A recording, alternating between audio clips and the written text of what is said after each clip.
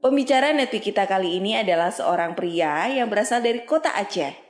Beliau berasal dari keluarga yang berkecukupan, tetapi dikarenakan bencana tsunami yang melanda Aceh, usaha keluarganya hancur. Dan hal ini mengharuskan beliau untuk mulai bekerja sambil kuliah. Hingga suatu saat beliau ditawarkan bisnis Tiens dan memutuskan untuk bergabung. Karena beliau melihat dari bisnis inilah beliau bisa membantu ekonomi keluarganya. Saat ini beliau telah mendapatkan perjalanan gratis ke belasan negara, mobil niaga, dan juga luxury car.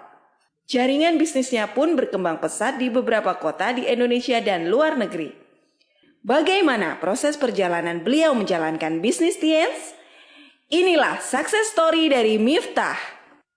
Perkenalkan Bapak Ibu, nama saya Miftah, saya asli dari Aceh. Latar belakang saya Bapak Ibu, dulunya mantan karyawan di toko emas. Mungkin tadi Anda sudah lihat di video saya Bapak Ibu ya. Saya lahir itu sekitar 26 tahun yang lalu, tepatnya di bulan Februari. Jadi saya lahir 91, tanggal 16 Februari Bapak Ibu. Nah Bapak Ibu, kalau kehidupan saya diceritakan, kalau masa kecil saya itu nggak ada yang luar biasa. Itu biasa aja, saya lahir dari keluarga yang sederhana dulunya. Jadi saya lahir dari keluarga yang sederhana, nggak kaya juga nggak miskin Bapak Ibu. Jadi pas-pasan lah. Ya rumah masih sewa ya, pas-pasan gitu. Nah jadi di waktu kecil, jadi saya tinggal di sebuah kampung namanya Blower gitu. Jadi di Aceh itu saya sering main sama teman-teman. Ya Anda juga pasti waktu kecil sering main ya sama teman-teman. Ketika saya main sama teman-teman saya, kadang-kadang saya kan main ke rumahnya. Dan saya lihat Bapak Ibu, perbedaan antara orang tua dari teman saya sama orang tua saya. Jadi saya suka banding-bandingin gitu. Saya lihat anak-anak dari teman saya itu rata-rata orang kaya gitu. Jadi pas saya lihat teman-teman saya, wah enak juga ya jadi anak orang kaya. Jadi saya sering main ke rumahnya, itu dulu mungkin waktu saya kecil, teh botol itu udah luar biasa. Jadi di kulkas teman saya itu ada teh botol, Sprite, Coca-Cola. Jadi saya ke rumahnya khusus untuk biar dapat teh botol sama Coca-Cola gratis gitu. Nah jadi itu dulu kebiasaan saya, jadi nebeng sama orang kaya. Jadi dalam hati saya sempat bertanya, kenapa saya nggak lahir dalam keadaan anak orang kaya di saat itu? Kalau sekarang dilihat, saya bersyukur Bapak Ibu, karena saya nggak terlahir dari anak orang kaya, maka saya harus berjuang Bapak Ibu. Jadi waktu saya main kadang-kadang merasa ya nggak bisa beli apapun gitu. Jadi minta beli ini nggak dibeliin, minta beli itu nggak bisa dibeliin. Jadi singkat cerita, saya masa kecil saya seperti itu. Terus saya dimasukkan ke Ma'had gitu. Jadi dimasukkan ke pesantren. Jadi waktu di pesantren itu di SMP Bapak Ibu ya. Ya mungkin di sini Anda ada beberapa yang sekolah asrama gitu. Namanya anak asrama itu enaknya Bapak Ibu. Jadi kaya miskin udah nggak ada bedanya lagi.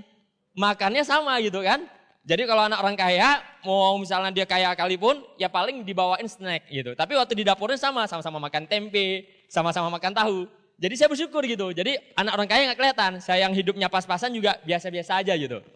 Jadi waktu di Ma'had saya banyak belajar itu tentang leadership. Jadi bagaimana cara bertanggung jawab terhadap diri sendiri. Jadi dari kelas 1 SMP saya udah mandiri, cuci baju sendiri. Dan itu asrama saya dulu masih percobaan. Jadi ketika asrama itu dulu ya masih militer ya. Jadi masih main pukul-pukulan gitu. Dan saya ada satu waktu Bapak Ibu, saking takutnya ketika saya ibaratnya nggak sholat jamaah, tapi udah sholat. Saking takutnya ibaratnya kalau hukumannya itu berat banget. Jadi suruh jalan jongkok keliling lapangan, terus dijemur, terus dipukulin. Karena saking takutnya, saya sembunyi. Tahu nggak sembunyi di mana? Di kuburan. Saya paling takut tuh kuburan, tapi nggak tahu kenapa. Saya lebih takut dihukum daripada kuburan. Jadi saya baru belajar satu hal. Sebuah ketakutan akan kita lakukan ketika ketakutan lainnya muncul. Ngerti nggak maksudnya? Jadi sama halnya, ya dalam bisnis ini juga gitu. Mungkin beberapa dari Anda takut untuk mengambil peluang. Tapi nggak takut Anda akan masa depan Anda yang lebih buruk nantinya. Itu yang terpikir oleh saya. Jadi singkat cerita hari itu akhirnya saya nggak ditemukan di Ma'had. Akhirnya ya abang letting saya lolosin saya gitu. Saya bersyukur ya kan kuburan menyelamatkan saya pada hari itu gitu ya. Jadi setelah 1 tahun, tahun kedua saya udah mulai nggak betah Bapak Ibu. Setiap orang tua saya datang ke asrama, saya selalu nangis untuk minta pindah. Mak, ya tolong pindahin mak, nggak enak mak, di sini dipukulin, makanan nggak enak. Pokoknya saya ngeluh. Setiap hari, setiap datang orang tua dijungin, saya selalu ngeluh. Tapi orang tua saya cuma ngomong satu hal, sabar. Nanti akan indah pada waktunya gitu kan. Wah, apanya yang indah, setiap harinya nggak enak gitu ya. Akhirnya sesuatu musibah datang, tapi bagi saya itu berkah gitu, musibah membawa berkah jadinya. Ya Anda mungkin tahu Banda Aceh ditimpa oleh tsunami, benar ya? Jadi Banda Aceh itu tsunami, mungkin beberapa dari kalian mungkin lihatnya di TV, yang nggak tahu kisah sebenarnya. Jadi kalau saya lihat sendiri pun Bapak Ibu, setelah tsunami itu bagaikan kota itu nggak mungkin ada kehidupan lagi. Bahkan saya nggak pernah terpikir sekarang Banda Aceh seperti ini lagi.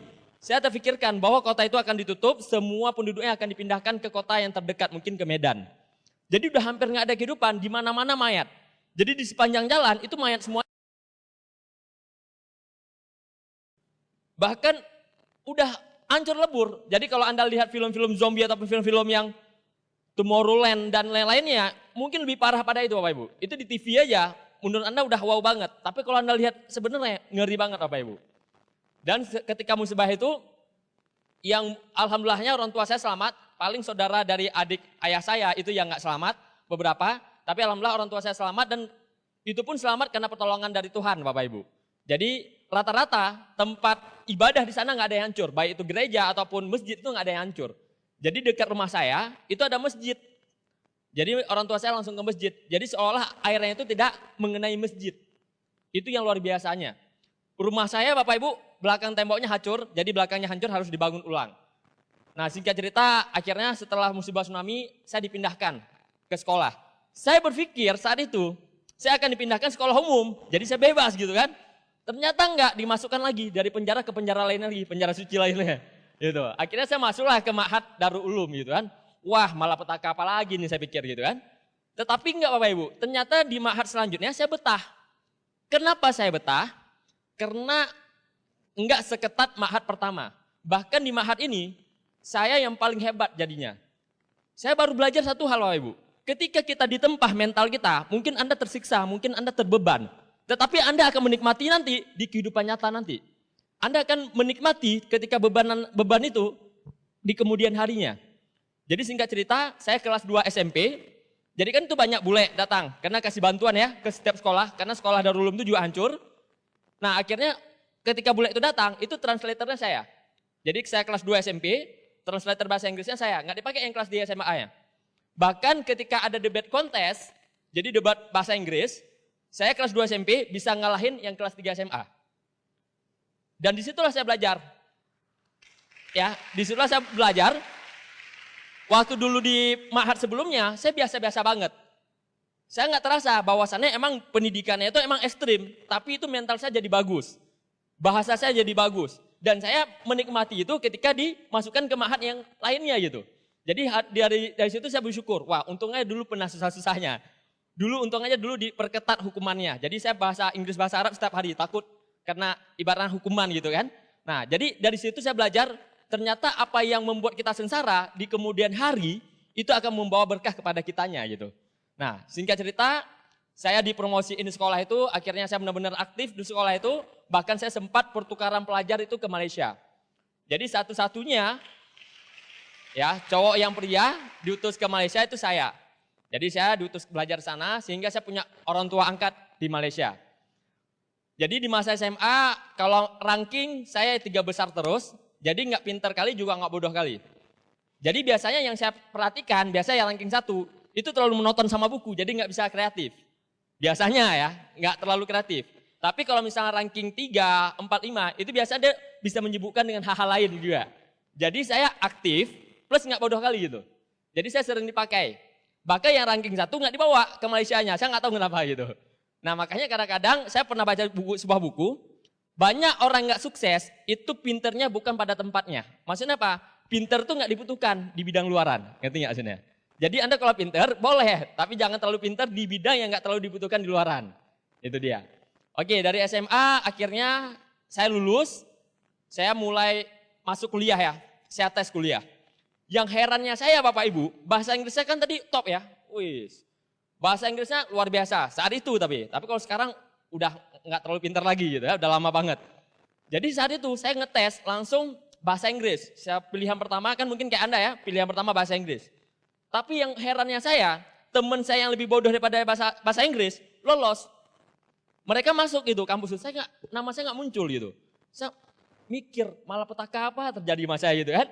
Saya pinter bahasa Inggris, tapi kenapa saya nggak dilulusin gitu kan di kampus itu. Selanjutnya akan ada gelombang berikutnya, betul ya. Ya kalau mungkin di masa saya itu nama jalur mandiri. Nah gelombang berikutnya, saya tes lagi, bahkan saya tes ekonomi, jurusan-jurusan lainnya, nama saya juga nggak muncul. Wah saya udah mulai stres tuh Bapak Ibu. Udah mulai stres dan ada gelombang yang ketiga Bapak Ibu. Ketika gelombang ketiga saya tes, saya lulus tapi bukan di jurusan yang saya mau Bapak Ibu. Bukan di jurusan yang saya mau. Mungkin ada hari ini yang anak kampus bukan di jurusan yang mau. Ya biasanya kalau dengan terpaksa biasa nggak akan jadi Bapak Ibu. Biasanya gitu ya. Tapi saya nggak tahu. Nah akhirnya saya nggak ngambil Bapak Ibu. Saya nggak ngambil karena itu bukan jurusan saya. Akhirnya saya nggak ngambil, saya nganggur. Dan saya berpikir saat itu juga saya butuhkan uang. Jadi saya membutuhkan uang karena keluarga saya sangat sederhana. Apalagi setelah tsunami keluarga saya jatuh bangkrut. Jadi ayah saya yang tadi hidupnya pas-pasan jadi minus. Usahanya kan kena tsunami semuanya, jadi hancur semuanya. Orang tua saya tuh minjam barang dari suppliernya. Jadi orang saya tuh usahanya tailor, baju. Jadi biasanya nyetok bahan kainnya. Itu biasanya sampai ya ratusan juta bahan kainnya. Jadi ketika tsunami semuanya kena tsunami. Sedangkan orang tua saya kan harus melanjutkan usaha, tetapi nggak ada bahannya lagi untuk dijadikan ibaratnya kerjaannya gitu kan. Akhirnya di mana harus ngutang, tapi harus majuin usaha. Jadi orang tua saya nambah hutang lagi Bapak Ibu. Jadi emang masa-masa sulit itu terjadi di kehidupan kami. Yang tadinya udah pas-pasan makin minus lagi Bapak Ibu. Di situ saya merasakan wah benar-benar hidup minim. Saya jangankan mobil Bapak Ibu, di saat itu motor aja saya nggak punya. Yang mana orang tua saya padahal janjiin saya tamat dari Ma'had 6 tahun, saya dibeli motor. Karena itu benar saya ke Ma'had. Kalau nggak karena itu mungkin saya pikir 2 kali untuk ambil Ma'hadnya gitu ya. Walaupun sekarang saya bersyukur. Jadinya ya saya ada pengingat lah untuk agamanya gitu. Tapi saat itu saya menyesal gitu. Nah, jadi orang tua saya janjiin saya beli motor tapi nggak dibeliin. Motornya nggak dibeliin. Karena ya tapi saya memahami. Karena ekonomi keluarga saya sangat parah saat itu. Dan saya memutuskan untuk bekerja. Dan disitulah saya memikirkan betapa capeknya untuk bekerja. Jadi saya bekerja sama orang pergi pagi pulang sore.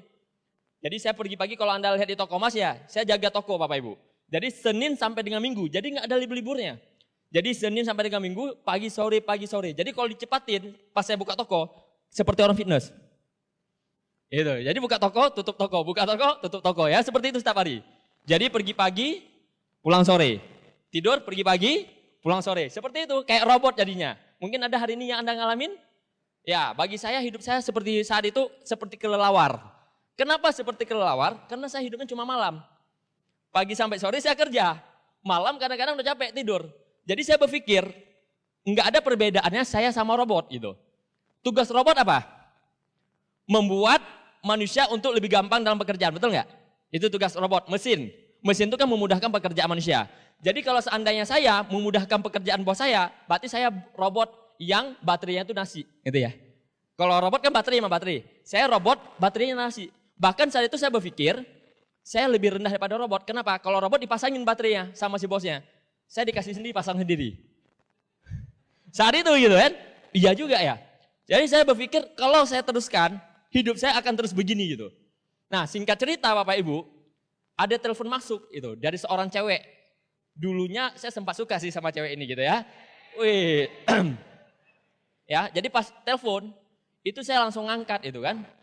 Suaranya dari, itu pada baru bangun tidur. Langsung saya, gitu kan. Halo, ya kan. Ya kan. Dia langsung bilang, nanti malam bisa ke rumah nggak? Wis, belum apa-apa dia diundang ke rumah saya pikir gitu kan. Nah padahal jalan aja belum, udah sudah datang ke rumah gitu kan. Kalau Anda jadi cowok, cewek yang Anda suka sudah datang ke rumah gimana? Oke, singkat cerita Bapak Ibu, akhirnya saya datang ke rumah teman cewek saya tadi. Nah ketika sampai Bapak Ibu, saya melihat ada sekitar 5 orang. Satu orang itu pakai pakaian rapi Bapak Ibu. Pakai kemeja, rambutnya klimis. Saya kira dia ajak ngedit gitu kan. Tapi kenapa ada perkumpulan gitu. Tapi saat itu saya lihat minumannya enak-enak. Coca-Cola, Sprite gitu kan. Wah lumayan juga itu, nggak apa-apa gitu kan. Akhirnya saya duduk. Ketika duduk ternyata dia presentasi Bapak Ibu. Tentang bisnis ini gitu. Awalnya saya agak kesel. Saya kira mau diajak makan atau diajak ya minimal ngomongin gimana gitu kan. Masalah hubungan gitu. Ternyata diajakin bisnis Bapak Ibu. Dan ketika saya lihat, itu sampai terakhir diputarin video penerima reward. Kalau mungkin orang lama tahu, video ini yang mana ketika yang turun dari bus, Mercy-nya Bo, mungkin Anda tahu ya yang itu. Dan saya sangat ingat video itu. Nah, saat itu saya masih sangat negatif sama bisnis ini. Saya masih sangat negatif. Bahkan saya bilang sama yang ngajak saya, ini bisnisnya tipu-tipu saya bilang. Terus yang ngajak saya bilang, kan videonya ada nih penerima rewardnya. Ya kalau video bisa aja dibuat, diedit. Ini disuruh mobil di showroom, disuruh videoin dulu, terus disuruh pulang balik gitu. Karena saya nggak lihat saat itu kan langsung gitu. Nah karena di Banda Aceh saya itu belum ada yang terima BMW-nya Bapak Ibu. Tapi kalau di Jogja kan udah ada. Bahkan udah banyak yang terima mobil. Anda udah lihat langsung kan di depan udah ada mobil BMW-nya. Plus itu buat Pak Wawan ya gitu ya. Nah jadi Anda sudah melihat langsung nih bukti depan matanya. Jadi gampang percaya. Kalau saya dulu kan belum lihat langsung depan mata. Jadi susah percaya Bapak Ibu. Akhirnya saya di follow up terus Bapak Ibu. Diteleponin. Sehingga kerjaan saya terganggu Bapak Ibu. Saya lagi kerja diteleponin. Ngajak ke seminar Bapak Ibu. Nah saya bilang. Udah deh, jangan telepon-telepon lagi. Saya kan udah bilang, nggak tertarik sama bisnisnya. Tetapi yang ngajak saya ngotot banget Bapak Ibu. Dia bilang apa? Kamu datang aja dulu ke seminarnya. Kalau nggak mau gabung, nggak apa-apa. Nanti saya nggak akan ngajak kamu lagi. Yang penting yang terakhir kalinya kamu datang, saya nggak akan ngajak kamu lagi. Nah singkat cerita akhirnya terpaksalah saya datang. Karena pertemuannya di hotel. Karena saya belum pernah ke hotel Bapak Ibu. Iya, jadi Pak bilang kemana hotel? Oh oke gitu kan. Minimal saya bisa lihat. Hotel itu gimana gitu kan. Nah saya pikir ada makan-makan lagi. Karena waktu dulu diundang ke rumah ada Coca-Cola, ada Sprite. Ini minimal mungkin ada rendang gitu ya. Nah akhirnya saya datang. Nah di pertemuan itulah pola pikir saya berubah Bapak Ibu. Jadi pulang dari situ saya melihat seorang anak muda sharingin tentang impiannya. Dia sharingin apa yang sudah didapatkan dari keringatnya sendiri. Sedangkan saya Bapak Ibu saat itu saya kerja. Saya udah ngasilin, tapi nggak sebesar apa yang dia ngasilin. Yang ngomong di depan itu, padahal dia baru bekerja 6 bulan, tapi udah bisa beli motor sendiri. Sedangkan saya, Bapak Ibu, saya di toko emas, itu udah 2 tahunan. Tapi jangankan beli motor, kredit motornya belum. Dia cash belinya. Disitulah saya, nggak bisa nih, kalau saya nggak berubah, hidup saya nggak akan ada yang rubah saya, Bapak Ibu. Akhirnya singkat cerita, saya langsung join, tapi masalahnya mana? Saya nggak punya modal gitu. Jadi saya nggak punya modal, saya pulang ke rumah, saya panggil, Mak! Saya panggil kan, semangat saya gitu kan. Ya sama kayak Anda lah gitu kan. Mak, pinjam duit 2 juta. Saya bilang kan. Mama saya terkejut gitu kan. Untuk apa duit? Ini ada bisnis bagus Mak. Pokoknya tenang aja Mak. Masa depan keluarga nanti Miftah tanggung semua. Wih gitu. Saking semangatnya gitu. Kalau Miftah sukses Mak, hidup keluarga kita ini akan naik lagi derajatnya saya bilang. Saya motivasin mama saya gitu kan. Mama saya, ini kesambat apa nih kan? Mama saya nanya, tadi ada lewat sungai mana gitu kan? Atau ada lewat kuburan mana? Ma, ini serius ma, saya perlu duit 2 juta. Enggak lama ma, 1 bulan saya ganti. Pegang tangan saya bilang.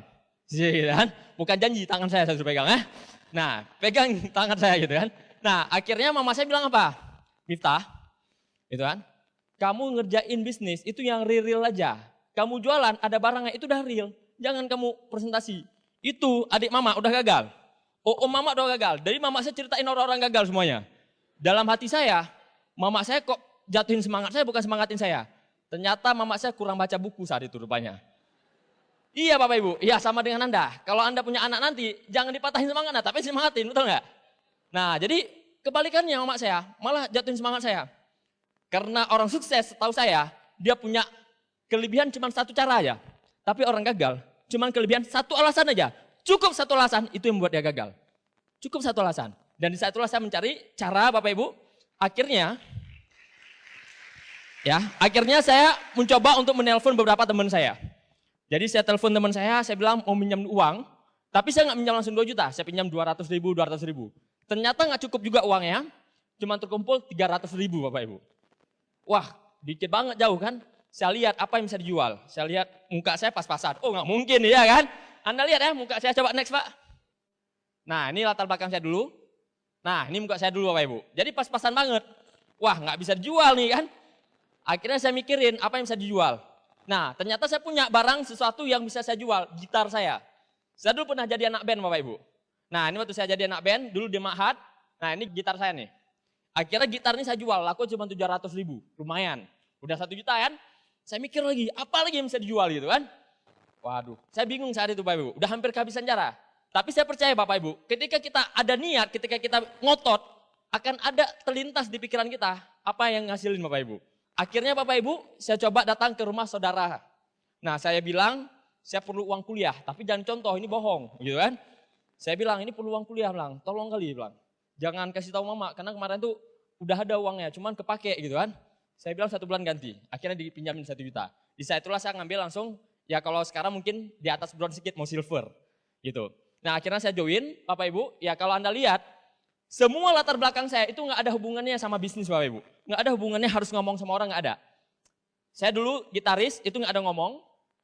Saya pantomim juga dulu, jadi kalau misalnya pantomim itu gini gerak. Nah itu. Nah itu anak pantomim ya. Jadi kalau anak mahat biasanya harus kreatif itu.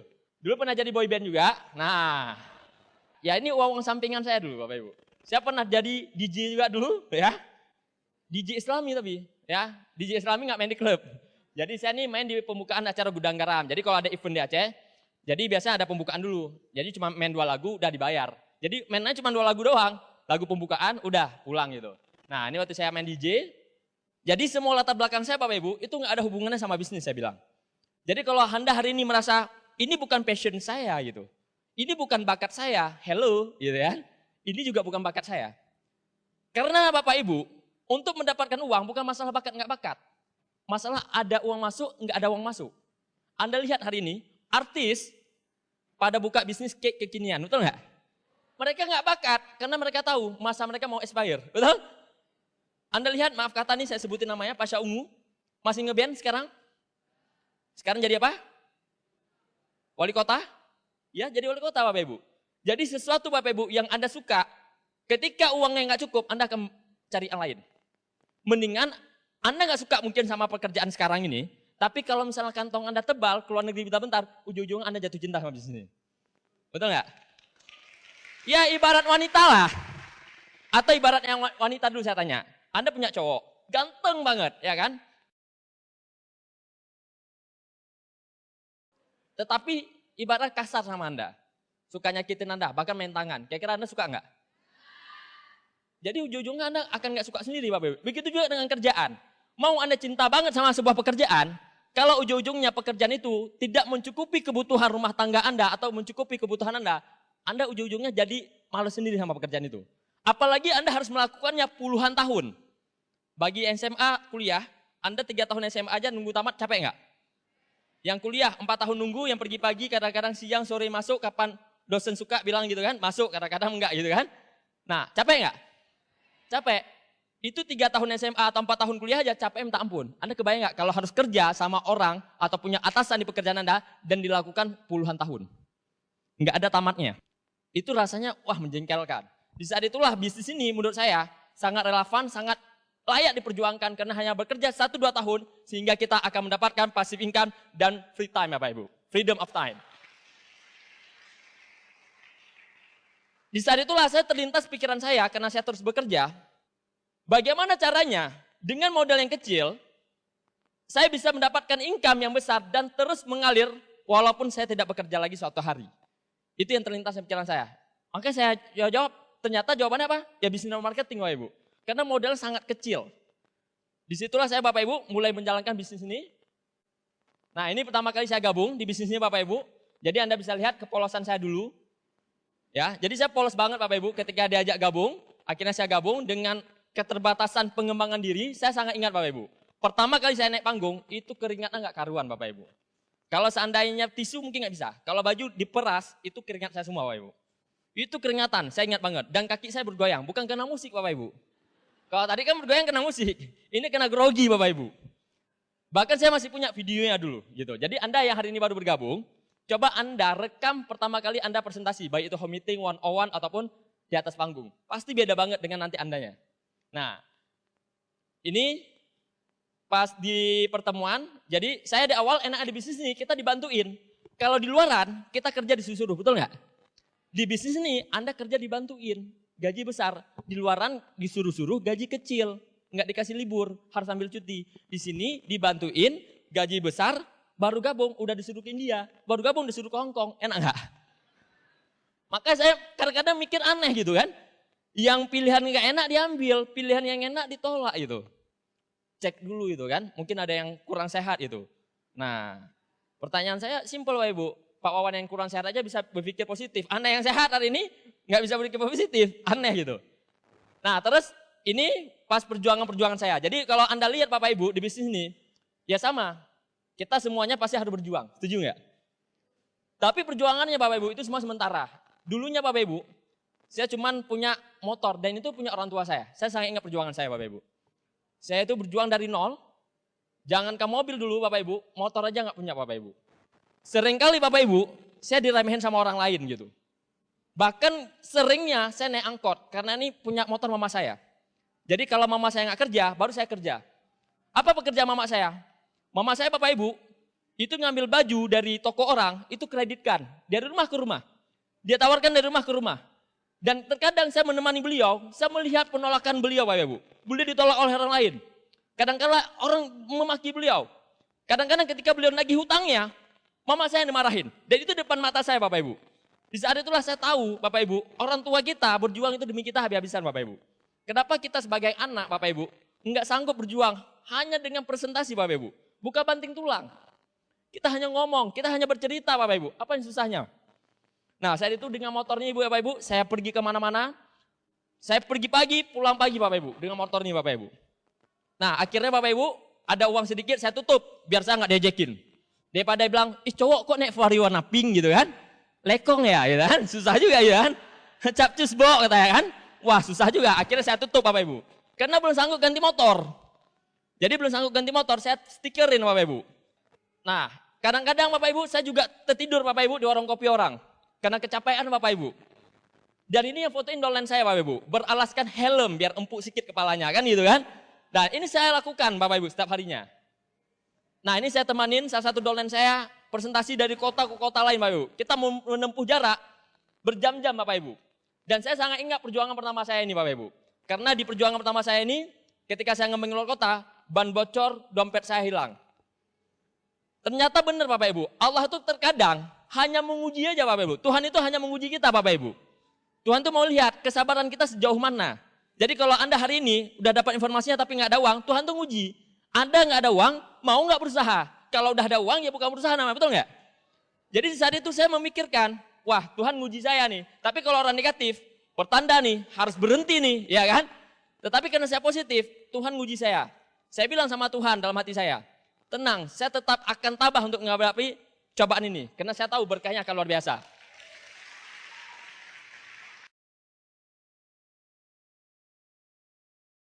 Dan Bapak Ibu, saya juga dulu sangat kekurangan uang.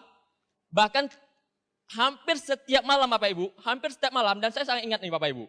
Hampir setiap malam, saya minta nasi lebih dari warung anggota saya Bapak Ibu. Jadi saya untuk makan aja dulu Bapak Ibu, itu susah Bapak Ibu. Saya untuk makan aja, dulu Bapak Ibu harus ngutang. Nah saya sangat ingat momen-momen itu Bapak Ibu, ketika saya ngutang, padahal cuma 7.000 padahal. Tapi saya bilang, Bang bisa ngutang nggak Bang? Terus saya telepon dolen saya, itu makan siang saya ngutang, malam. Namanya Fitri, Fit. Kalau nanti ada nasi lebih di toko Fit, jangan buang Fit. Kasih aja untuk aku Fit. Itu yang saya bilang, setiap malam seperti itu Bapak Ibu. Sampai Mama As kasihan, udah Miftah kamu makannya sini. Kamu udah ibu anggap seperti anak ibu sendiri. Tapi saya nggak enak Bapak Ibu. Saya sebagai seorang cowok, saya punya harga diri saya pikir. Saya perjuangkan terus Bapak Ibu. Dan ada satu waktu saya sangat ingat, saya ingin makan KFC. Dan hari itu ada paket attack. Jadi kalau paket attack itu cuma 10.000. Dapat ayam, nasi plus air. Nah di saat itu saya cuma ada duit 10.000. Saya pikir wah lumayan nih bisa makan KFC hari ini. Jadi saya datang, udah ngantri panjang, akhirnya karena kan paket attack murah kan, ngantrinya panjang. Pas di situ saya tanya, Mbak mau pesan paket attack 1. Terus mbaknya bilang, maaf dek, ini jamnya udah lewat jam 5. Ngerti nggak? Jadi jamnya udah lewat jam 5. Ternyata paket attack jam 3 sampai jam 5. Pas di antrian saya, jamnya udah jam 5 lewat 2 menit. Maaf dek, kita udah harga normal. Terus apa yang saya lakukan? Saya pulang Bapak Ibu. Saya pulang. Dan momen itu mengingatkan saya Bapak Ibu. Nggak enak hidup miskin Bapak Ibu. Nggak enak uang nggak ada di kantong Bapak Ibu. Nggak enak ketika orang ngeremehin kita itu nggak enak Bapak Ibu. Dan situ saya malu banget Bapak Ibu. Karena udah saya ngantri, tapi saya harus pulang dengan perut lapar dan tangan kosong Bapak Ibu. Rasanya nggak enak Bapak Ibu. Tapi itu nggak akan menjadikan saya untuk berhenti bisnis ini. Saya perjuangkan lagi Bapak Ibu. Nah ini ketika kita mengikuti Royal Weekend Bapak Ibu. Jadi kalau misalnya ini semua perjuangan-perjuangan saya lakukan Bapak Ibu. Nah ini ketika mengikuti Royal Weekend, jadi biar murah Bapak Ibu, jadi kami ke Medan naik bus itu harus bayar 500.000 pulang pergi. Terus dari Medannya ke Brastagi, kami udah kehabisan uang. Sehingga kami mencari cara Bapak Ibu. Apa yang kami lakukan? Kalau naik normal itu harganya 20.000. Tapi kalau naik di atas atap itu cuma bayar 3.000 per orang. Ini resikonya nyawa Bapak Ibu, resikonya nyawa. Gara-gara uang nggak ada Bapak Ibu, tapi mempertaruhkan nyawa. Jadi selama 2 jam dari Medan ke Brastagi ya hampir 2 jam. Dan itu semacam rolling coaster Bapak Ibu. Jadi kami pegangan, belok gitu kan. Ya kalau jatuh ke jurang selesai Bapak Ibu. Ini di atas atap kami nih. Nah ketika lewat nanti pos-pos polisi, itu kami harus tutup pakai terpal, seolah-olah kami barang. Karena supirnya ditangkap, kami masuk penjara juga katanya. Jadi taruhan nyawa, taruhan penjara, waduh gara-gara uang. Tapi itu momen-momen paling menyenangkan bagi saya. Kalau saya ingat momen ini, saya bisa senyum sendiri. Dan hari ini udah Bronze Lion, ini sekarang udah bintang 8, dan ini juga Bronze Lion, dan dia juga penerima cash 5.000 kemarin, peringkatnya ambasador sekarang, baru beli rumah seharga 700 juta Bapak Ibu. Nah ini yang saya bilang tadi bintang 8, saya sangat ingat Bapak Ibu, jadi kalau Anda hari ini dipresentasiin, Anda seharusnya berterima kasih sama pengundang Anda. Anda berterima kasih sama sponsor Anda, karena mereka ingin mengubah hidup Anda. Nah ini salah satu orang yang saya ajak untuk hidupnya berubah, namanya Pak Gary. Saya sangat ingat, coba Anda perhatikan fotonya. Dulu kurus, ceking, hitam, betul ya? Udah kurus, ceking, hitam, tapi Anda lihat perubahan sekarang. Ini sekarang Bapak Ibu. Hanya dalam 7 bulan dia bisa beli mobil sendiri Bapak Ibu. 7 bulan dia bisa beli mobil sendiri. Penghasilannya sekarang belasan juta. Udah ke Paris, udah ke Jerman, udah ke Malaysia, udah lebih dari 10 negara Bapak Ibu. Sekali lagi, Anda lihat fotonya dulu. Bukan siapa-siapa. Tapi sekarang menjadi orang sangat luar biasa Bapak Ibu. Inilah hebat bisnis ini. Bukan kitanya sukses, kita juga membantu orang yang sukses. Kalau seandainya Bapak Ibu, ada pekerjaan luar, bisa sama-sama sukses, saya udah keluar hari ini juga Bapak Ibu. Karena tujuan saya sekarang ini bukan uang lagi. Bagi saya uang ini udah sangat cukup, jujur saya bilang. Tapi tujuan saya, bagaimana saya hari ini berguna bagi dunia saya dan juga berguna bagi akhirat saya Bapak Ibu.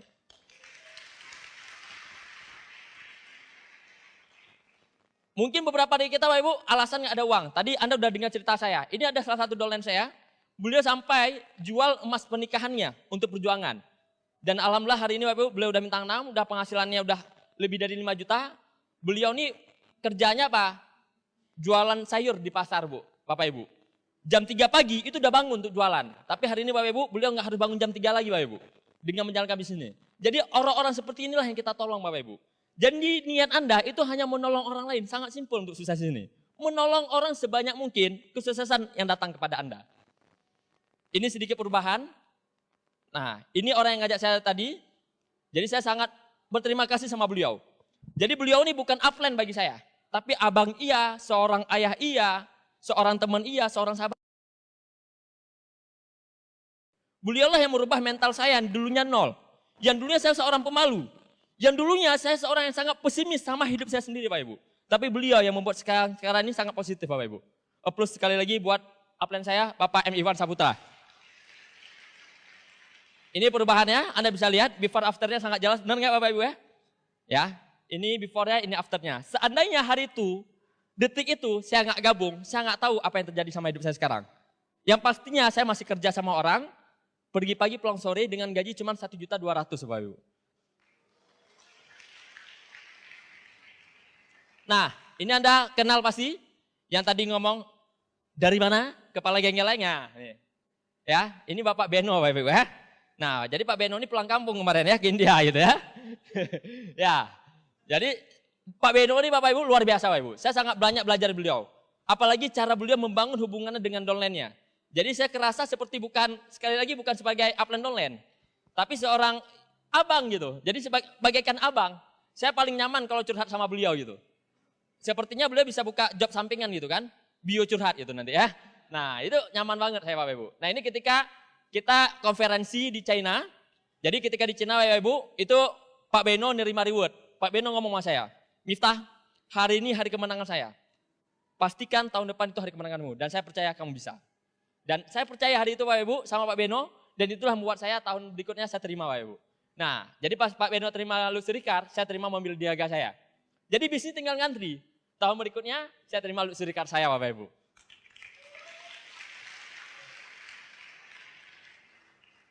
Mungkin ini Anda kenal Pak Ruli Wahyudi ya, sekarang Diamond Bapak Ibu. Dulu waktu saya minta foto sama beliau, saya harus jauh-jauh dari Aceh Bapak Ibu, ikut vision seminar, hanya untuk foto dengan bukti. Anda hari ini cuma bayar mungkin 60.000 untuk ikut vision seminar. Saya dulu Bapak Ibu, dengan nggak ada modal, saya harus ngutang lagi 2 juta untuk tiket pulang pergi Bapak Ibu. Banda Aceh ke Bandung, hanya untuk ikut vision seminar. Jadi kalau Anda hari ini malas untuk vision seminar, saya nggak tahu. Karena segampang apa sekarang, Anda cuma ngeluarin duit 60.000. Saya ke vision seminar, karena di Aceh belum ada vision seminar, harus ngeluarin 2 jutaan lebih. Dan ini foto pertama saya. Jadi yang lainnya pakai jas, rapi mungkin, saya cuma pakai rompi. Karena belum sanggup beli jas. Karena ini saya baru mengawali bisnis 3 bulan. Tapi karena visi, saya ngutang lagi Bapak Ibu, untuk belajar ke Bandung. Dan saat itu saya foto depan mercy Pak Ruli cuma ngomong 2 kata. Miftah, hari ini saya udah terima mercy. Di Aceh belum ada bukti. Setahu saya orang Aceh itu para pejuang. Bahkan pejuang-pejuang Aceh itu sangat terkenal di seluruh Indonesia. Dan saya yakin kamu orang yang pertama yang akan terima BMW. Dan saya percaya itu Bapak Ibu, 2 tahun kemudian gantian. Beliau yang minta foto depan mobil saya Bapak Ibu. Inilah mujizat dari Tuhan Bapak Ibu. Jadi kalau Anda hari ini yang hadir di ruangan ini Bapak Ibu, Anda mungkin foto di depan mobilnya Pak Wawan, BMW Pak Wawan. Tenang aja Bapak Ibu, 2 tahun ke depan Bapak Ibu, mobil-mobil Anda yang akan berjajar di depan halaman ini Bapak Ibu. Aplaus buat Anda semua Bapak Ibu. Amin. Ini foto saya sama Pak Rizky Anata, ya kelihatan banget ya before afternya. Pak, dulu hitam banget Pak, kenapa bisa putih sekarang gitu kan? Jawabannya produk kita sangat luar biasa, Vitalin Soft Gel jawabannya ya. Jadi bagi Anda yang malas konsumsi produk, Anda hari ini perbanyak konsumsi produk. Jadi perbanyak minum Vitalin, tapi botolnya jangan diminum ya. Itu, perbanyak konsumsi Vitalin. Ini foto sama leader tertinggi kita, Pak Louis Tandean. Waktu saya minta foto sama beliau, itu sedih banget. Beliau nggak lihat ke kamera saya. Dalam hatinya mungkin ya. Iya, jadi saya dulu nggak dianggap sama sekali, mungkin sama seperti Anda. Jadi kalau Anda mungkin bisa minta foto ulang, saya mau minta foto ulang, segan saya Bapak Ibu. Karena yang ngantri rame gitu kan. Bisa foto aja itu udah luar biasa. Anda lihat dulu kepolosan saya, celana kedodoran gitu kan, sepatu nggak pernah dicuci, wah parah lah dulu. Nah ini Pak Louis, ini pasti, ini tangan saya nih di dompet Pak Louis nih. Bercanda ya. Nah, jadi Pak Louis kalau saat itu merasa kehilangan itu langsung jumpain saya gitu. Nah ini foto afternya. Ya kalau di sini udah kelihatan ya, sama-sama suksesnya. Walaupun Pak Louis, wah jauh suksesnya daripada saya. Tapi saya banyak belajar Bapak Ibu apa? Tidak masalah dari mana kita berasal dan apa latar belakang kita. Yang penting masa depan kita yang cerah Bapak Ibu. Nah ini dia Bapak Ibu. Ini ada sedikit hasil dari bisnisnya Bapak Ibu. Jadi saya baru jalanin serius Bapak Ibu 4 tahun. Tapi hasilnya alhamdulillah sangat luar biasa Bapak Ibu. Dan saya bahkan hasilnya lebih dari yang saya bayangkan. Jadi dari 2 tahun yang lalu, 2015, saya udah mulai menikmati kehidupan saya. Jadi kalau saya bilang, dulu waktu kecil saya suka nonton film Doraemon. Anda suka kan nonton film Doraemon? Di film Doraemon ada pintu kemana saja, betul nggak? Jadi sejak tahun 2015, saya udah punya pintu kemana saja. Mau kemana aja, kapan aja, nggak perlu mikir. Uang ada, waktu ada, nggak ada bos. Setuju nggak? Jadi saya hampir setiap bulan saya keluar kota. Hampir setiap bulan. Bukan hampir.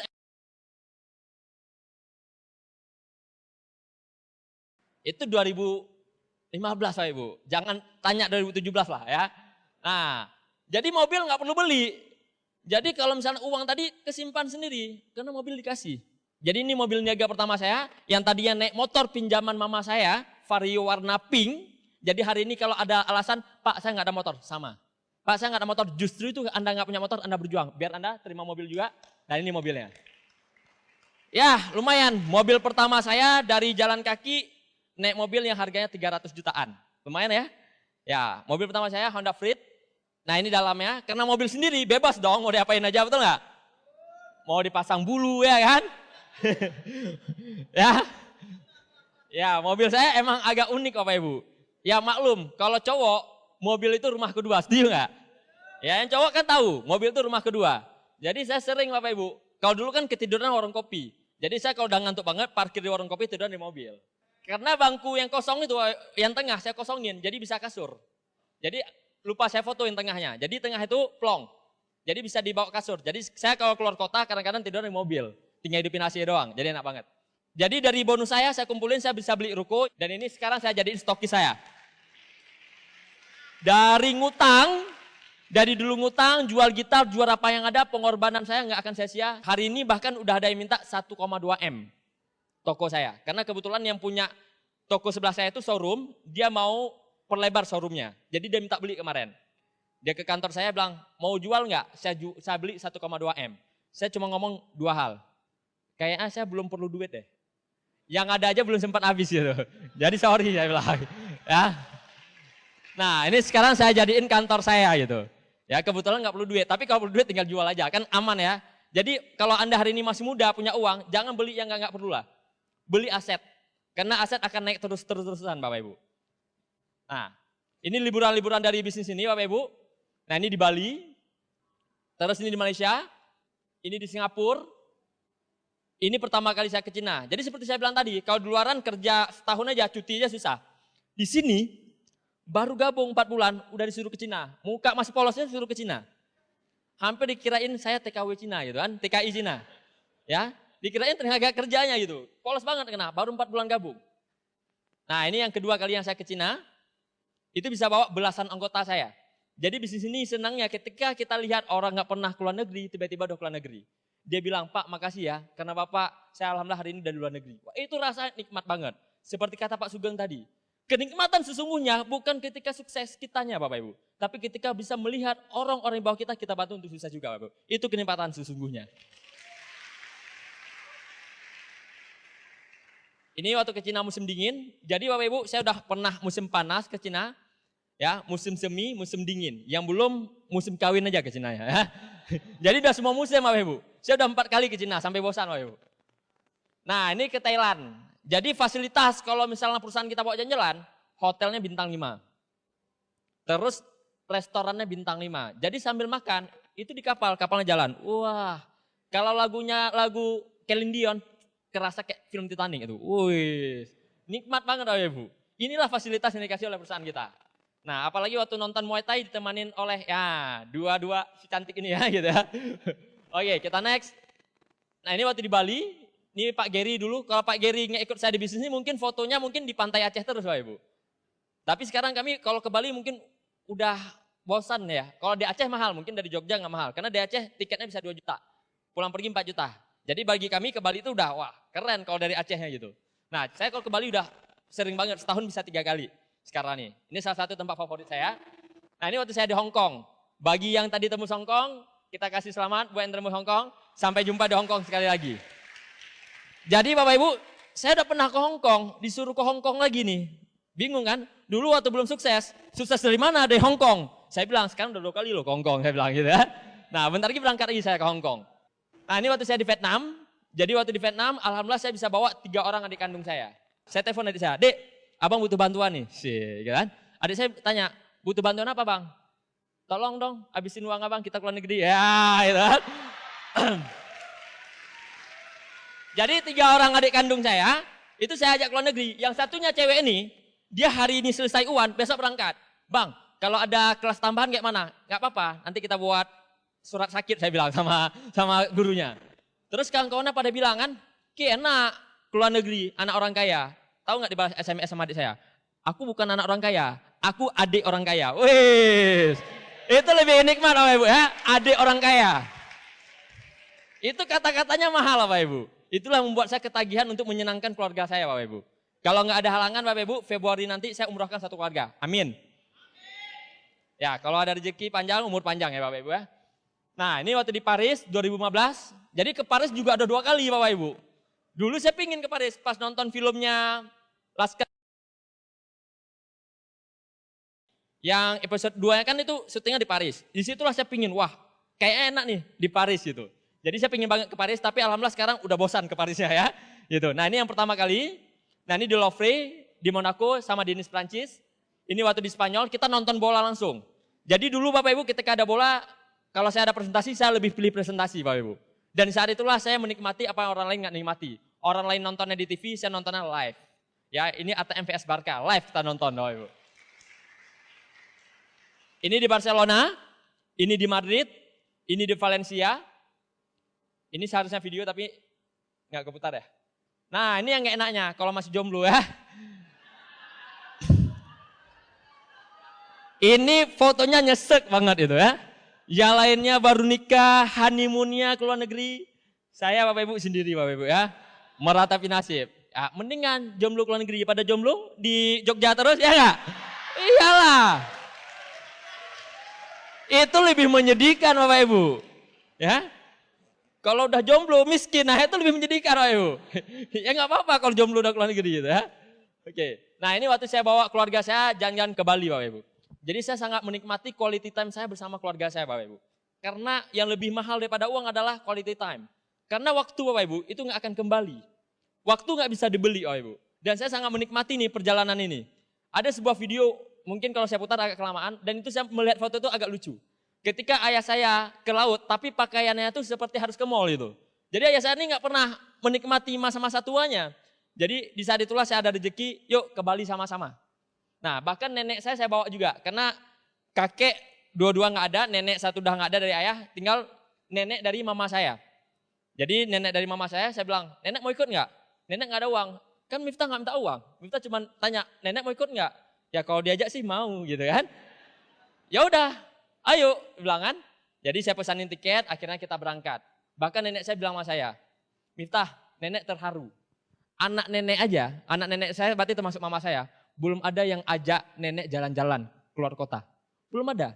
Kamu cucu nenek, tapi kamu udah bawa nenek jalan-jalan. Itu bagi saya mahal loh Ibu. Dan itulah buat saya hari ini langsung terus berjuang di bisnis Bapak Ibu. Karena pengen lihat senyuman-senyuman mereka lagi Bapak Ibu. Nah ini waktu di Jerman, nah ini waktu terima mobil. Saya sangat bangga Bapak Ibu. Di panggung kemenangan saya Bapak Ibu, saya bisa membawa orang tua saya ke panggung saya Bapak Ibu. Ini mama saya, ini ayah saya. Jadi ada nikmatnya juga, belum nikah gitu kan. Jadi bawa orang tua dulu gitu kan. Nanti pas terima villa baru bawa istri. Jadi dua-dua sempat merasakan ya gitu kan. Orang tua sempat rasakan. Tapi kan kalau udah nikah, plus udah punya orang tua kan harus pilih salah satu, betul nggak? Ya kan, bawa istri ke panggung atau bawa orang tua. Jadi nggak apa-apa. Jadi biar sama-sama bisa nikmatin. Hari ini udah terima luxury car, insya Allah mungkin ya beberapa tahun lagi terima villa dan saya bisa bawa istri saya ke panggung kemenangan saya. Amin. Nih foto saya dulu di Vision Seminar. Jadi Anda pulang dari ruangan ini serbu mobil Pak Wawan. Foto seperti ini. Tapi jangan sampai lecet ya. Kalau lecet, denda. Sekali lecet 1 juta katanya. Oke, nah ini foto dulu Bapak Ibu. Jadi dulu saya antara percaya nggak percaya saya bisa seperti ini sekarang. Tapi upline saya bilang, kamu harus percaya. Akhirnya mau nggak mau saya harus percaya dan itu masuk ke alam bawah sadar saya.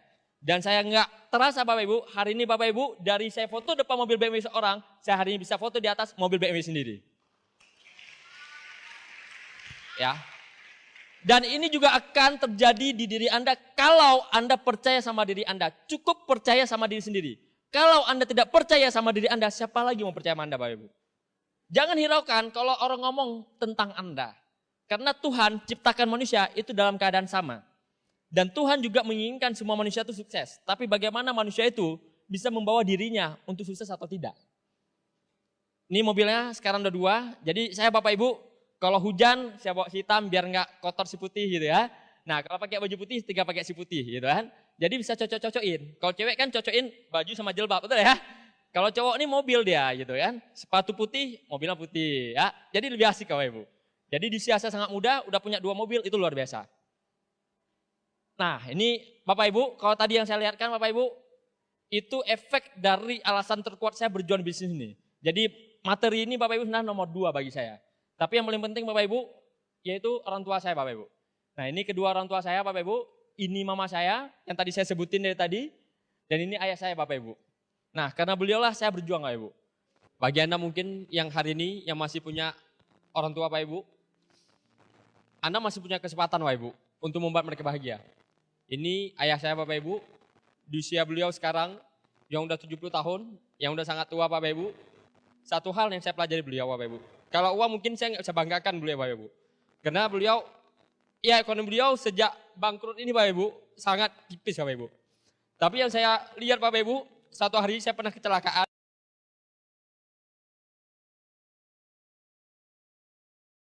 Karena mobil saya tabrakan, itu laga kambing. Dan sehingga saya pingsan. Dan saya harus diopname selama berbulan-bulan di rumah sakit. Dan perut ini dibelah. Di situ saya menjadi seorang bayi lagi Bapak Ibu. Dan tanpa satu detik pun, ayah saya meninggalkan saya.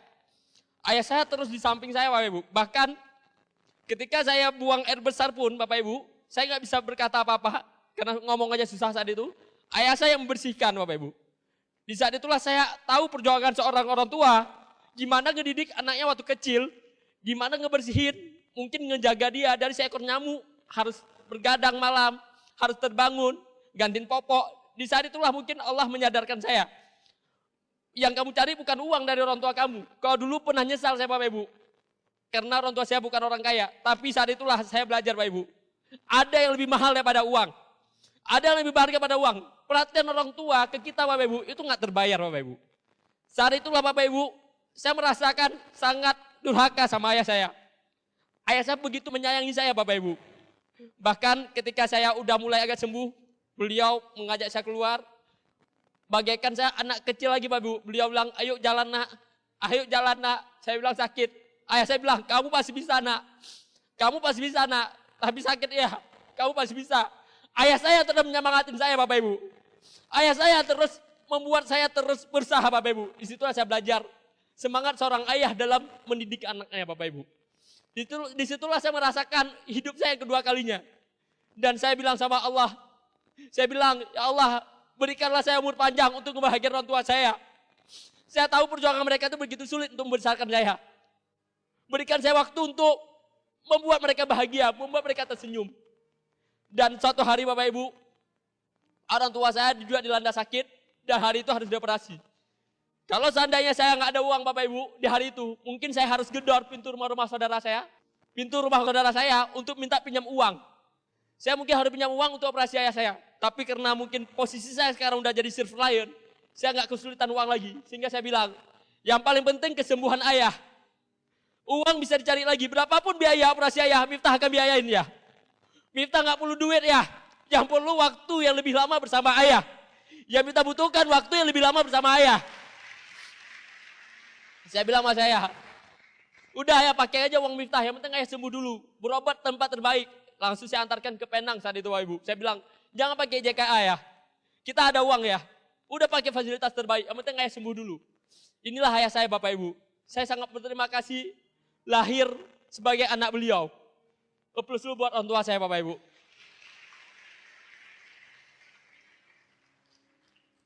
Dan yang membuat saya Bapak Ibu hari ini sukses Bapak Ibu, 90% itu doa dari ibu saya. Saya sangat sering lihat mama saya nangis, sholat tahajud, sholat duha, itu hanya menyebut nama saya. Bahkan mama saya sempat bilang, mungkin gak ada orang tua lain yang berdoa itu lebih kuat daripada mama.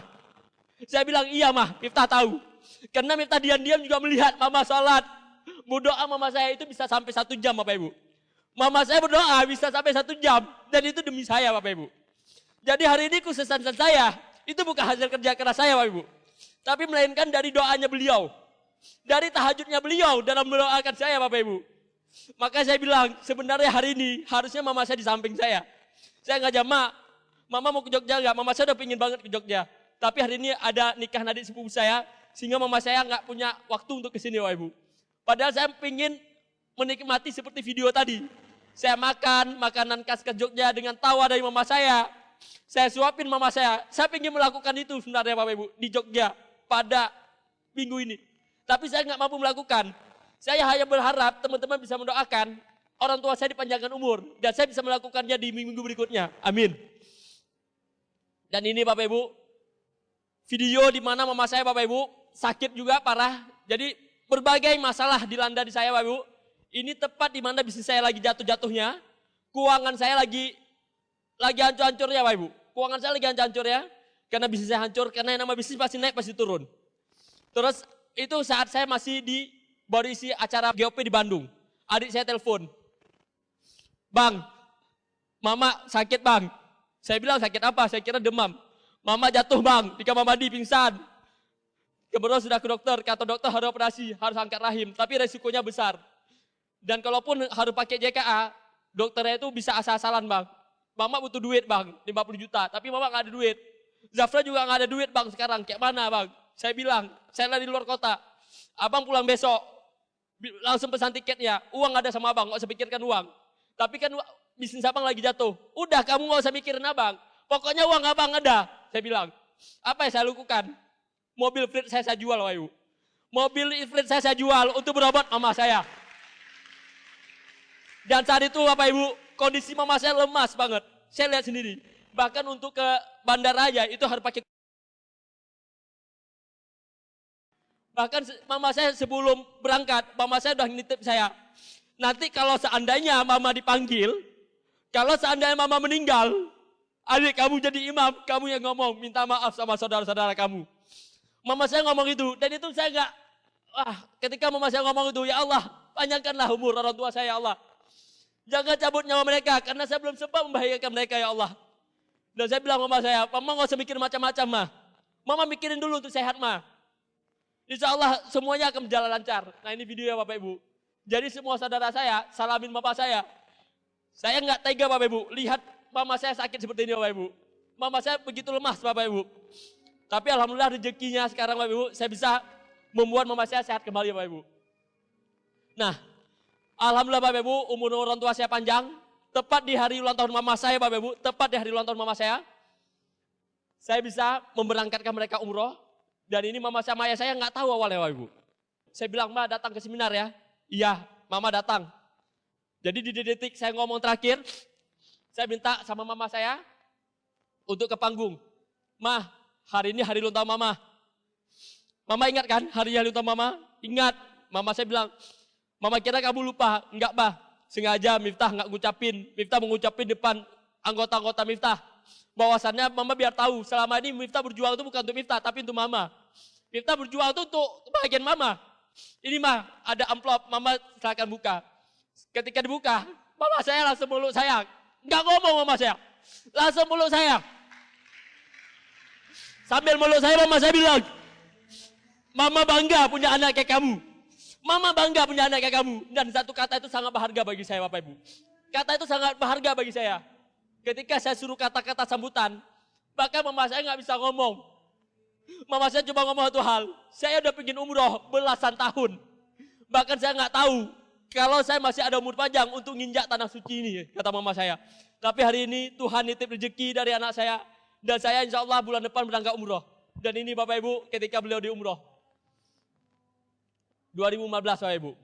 Dan itu membuat saya lega banget Bapak Ibu. Apalagi pulang beliau dari umroh, saya langsung jemput ke Medan. Beliau, ayah saya yang biasa nggak pernah peluk saya. Ayah saya orang yang paling tegar. Ayah saya nggak pernah nangis. Ayah saya paling tegar, kuat banget. Yang duluan peluk saya ayah saya. Miftah, ayah bahagia banget. Bisa nginjak tanah suci. Ayah ibadahnya tenang banget.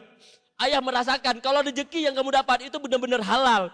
Karena semua segala urusan selama di sana, semua dimudahin kata ayah saya. Ayah bangga, rezeki yang kamu cari itu benar-benar halal.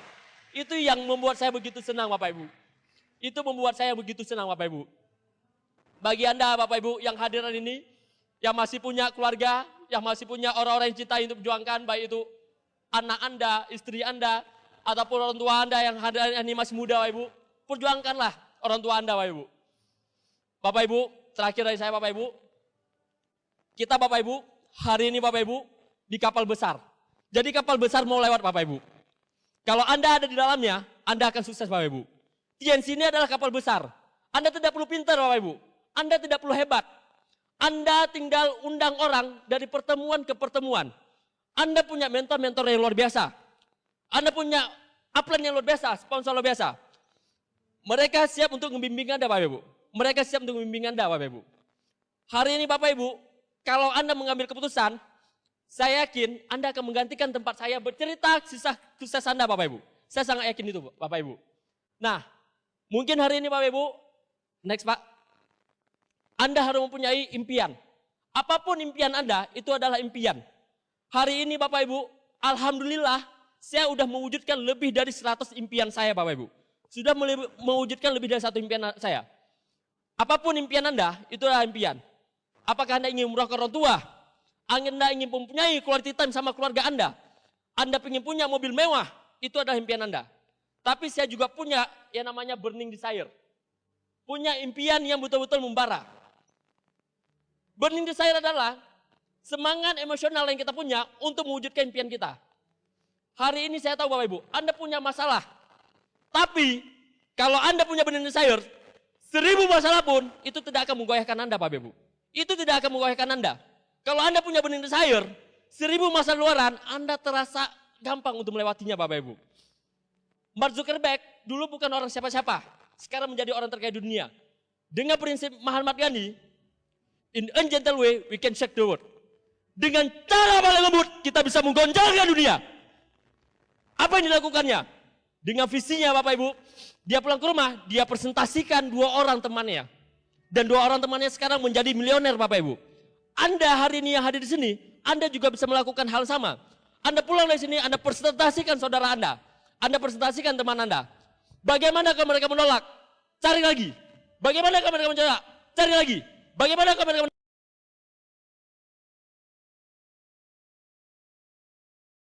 Kapan berhenti? Jangan pernah berhenti Bapak Ibu. Sampai Anda sukses Bapak Ibu. Jangan pernah berhenti. Temukan leader-leader Anda. Temukan Pak Yawas Anda. Temukan Pak Wawan Anda. Temukan Pak Sugeng Anda Bapak Ibu. Bagaimana kalau kita ketemu? Cari lagi. Bagaimana kalau tidak ketemu? Cari lagi. Bagaimana kita tidak ketemu? Cari lagi. Sampai kapan? Jangan pernah berhenti. Kenapa? Karena impian Anda besar Bapak Ibu. Karena impian Anda lebih besar daripada masalah yang Anda hadapi Bapak Ibu. Bapak Ibu sekalian, perjuangkanlah bisnis ini demi orang-orang yang Anda cintai. Kalau Anda berjuang di bisnis ini, mungkin Anda akan ego. Tapi perjuangkanlah impian ini demi mereka. Demi orang yang menyekolahkan Anda. Demi mereka yang menghidupkan Anda Bapak Ibu. Perjuangkanlah impian Anda Bapak Ibu. Kalau Anda jatuh, Anda bangkit lagi. Anda jatuh, Anda bangkit lagi. Jatuh, bangkit lagi. Jatuh, bangkit lagi. Sampai kapan? Sampai Anda menggantikan tempat saya di depan Bapak Ibu. Jangan pernah berhenti Bapak Ibu. Karena hal yang paling luar biasa adalah bisa melakukan apa orang yang luar lakukan, mengatakan Anda nggak bisa, tapi Anda bisa katakan saya bisa. Bungkam mulut mereka dengan bukti Bapak Ibu. Bungkam orang yang menolak Anda dengan bukti Bapak Ibu. Anda buktikan sama orang Jogja, Anda buktikan sama saudara Anda buktikan sama teman Anda, kalau Anda bisa juga sukses. Saya Miftah dari Aceh, sekian. Assalamualaikum warahmatullahi wabarakatuh. Never give up.